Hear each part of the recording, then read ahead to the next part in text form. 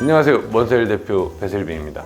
네, 오늘은 고객님이 궁금해하셨던 부분 Q&A 하려고 하는데 혹시 이거 촬영하시려고 양복까지 입고 오신 거예요? 뭐 그건 아니고 오늘 급하게 장례식을 가야 돼가지고 옷을 갈아입고 왔습니다. 궁금하신 게 뭐 많다고는 들었는데 제가 아까 질문을 보니까 진짜 짧게 얘기하고 싶은데 좀 할 얘기가 너무 많더라고요. 저도 오래 일하기도 했고 이상한 업체도 많이 보고 해서 원래 쇼츠를 생각했는데 좀 롱폼이 나올 수도 있을 정도 얘기가 될 것 같아서 찍어보면서 결정하도록 하겠습니다.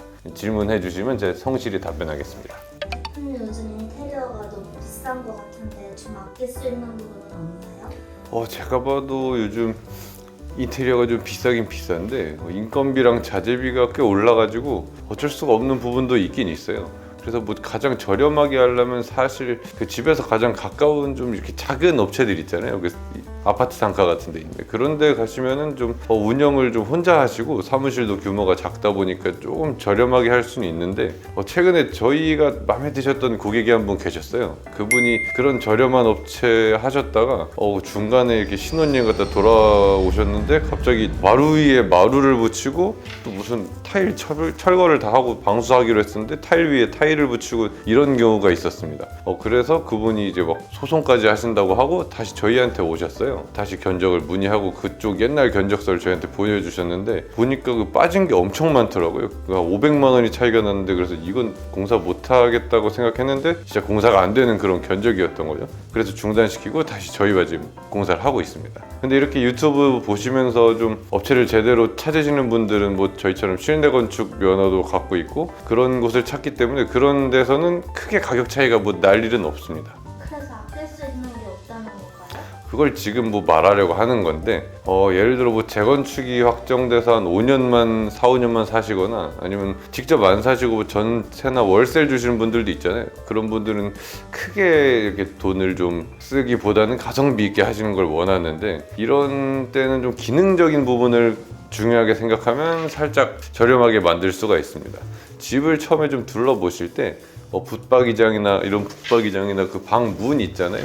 방 문 같은 거를 계속 열었다 닫았다 하면은 그게 기능적으로 문제가 있는지 아니면 좀 바꿔야 되는지 이런 거에 좀 눈에 보이실 겁니다. 근데 이게 멀쩡하다, 잘 열리고 닫히고 뭐 안에 썩은 거 없고 그렇다 하면은 겉에 필름만 붙여서 쓰시던지 아니면 색깔 멀쩡하면 그냥 쓰셔도 됩니다. 이런 걸로 또 몇백만 원을 또 아낄 수가 있습니다. 그러니까 문이나 붙박이장이 멀쩡하면 굳이 뜯어붙일 필요가 없다는 거네요. 네, 맞습니다. 또 샤시나 싱크대처럼 좀 큰 돈이 들어가는데 기능적으로 중요한 부분들이 있어요. 이것들도 사실 뭐 방법은 똑같은데 열었다 닫았다도 해보고 싱크대 밑에 좀 자세히 보면서 썩은 부분이 있는지 보고 샤시 주변에 이렇게 좀 곰팡이 같은 게 있는지 확인하면 단열에 문제가 있는지도 확인할 수 있고 이것도 기능적으로 멀쩡하다고 하면 그냥 쓰던지 아니면 또 샤시에도 필름을 붙일 수가 있거든요. 그런 식으로만 해도 충분히 기능적으로 문제 없이 이쁘게 잘 사용할 수 있습니다. 요약하면 기능적으로 멀쩡한 건 다 필름 붙여라? 네, 정확합니다. 근데 이걸 일반인이 보신다고 기능적으로 멀쩡한지 교체해야 하는지는 알 수가 있을까요? 아주 기가 막힌 질문인데요.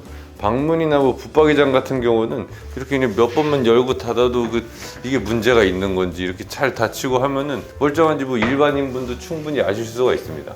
그러면은 이런 거는 멀쩡하다 그 정도 판단이 됐는데 뭐 싱크대나 샤시 같은 건 좀 자세히 봐야 할 것들이 있어요. 이런 거는 그 전문가분들이 실측하러 오셨을 때 같이 이렇게 물어보고 좀 이거는 써도 되지 않냐 이렇게 아끼면서 해야 되는데 약간 업체들이 좀 금액을 올리려고 뭐든지 다 하라고 하는 그런 분들도 있어요.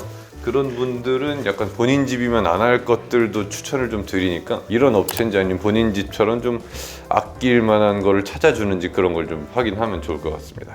그러면 대표님 반대로 돈이 좀 들어도 꼭 해야 하는 것들은 뭐가 있을까요? 오늘 질문이 좀 많으신 것 같은데 제가 말 많이 해도 됩니까? 네, 알아서 편집해서 자르겠습니다. 그럼 저 알아서 떠들어 보겠습니다. 사실 돈이 들어도 해야 하는 것들도 기능적인 부분이 중요한데요. 아까 그 말씀드린 문, 싱크대, 샤시 이런 것도 문제가 있으면 무조건 해야 되는 부분이기도 합니다. 살면서 뭐 계속 불편하고 더 큰 문제가 생길 수도 있기 때문에 그리고 또 그 외 다른 것들도 많은데 한 가지 예를 들면 또 욕실 방수는 또 정말 잘해야 됩니다.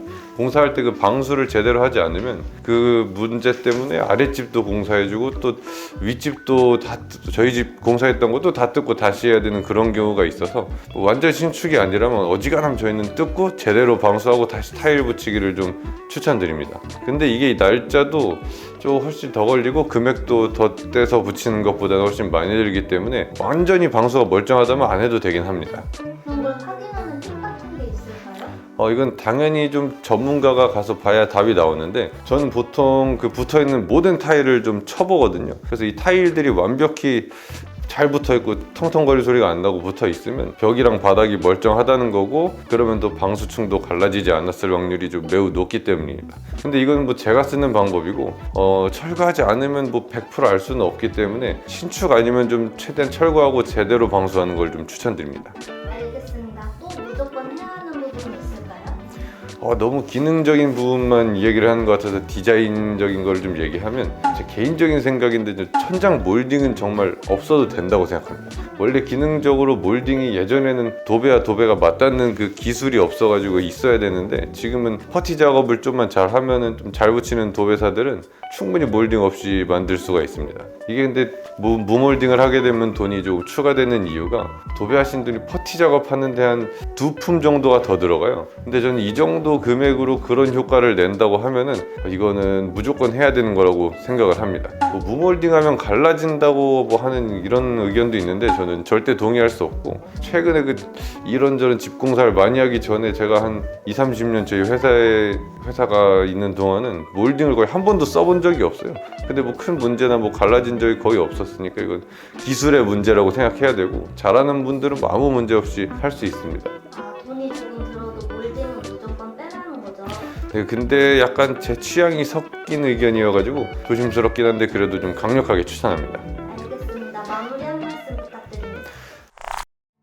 네, 그 인테리어는 좀 큰 돈이 들어가는 거여서 저희뿐만 아니라 뭐 고객분들도 신경 쓰실 게 많을 것 같아요. 그래서 아낄 것은 좀 아끼고 쓸 것은 쓰게 해주는 양심적인 업체를 찾는 게 아주 중요한 것 같습니다. 업체한테 약간 너네 집이면 이거 할 거야? 이렇게 물어봤을 때 자신 있게 좀 대답할 수 있는 업체를 찾아서 아주 귀찮게 물어보고 하면 좋은 결과물이 나올 수밖에 없다고 생각합니다.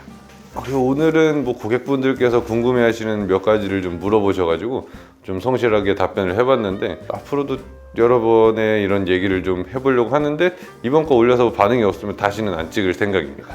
앞으로도 많은 질문과 관심 부탁드리겠습니다. 감사합니다.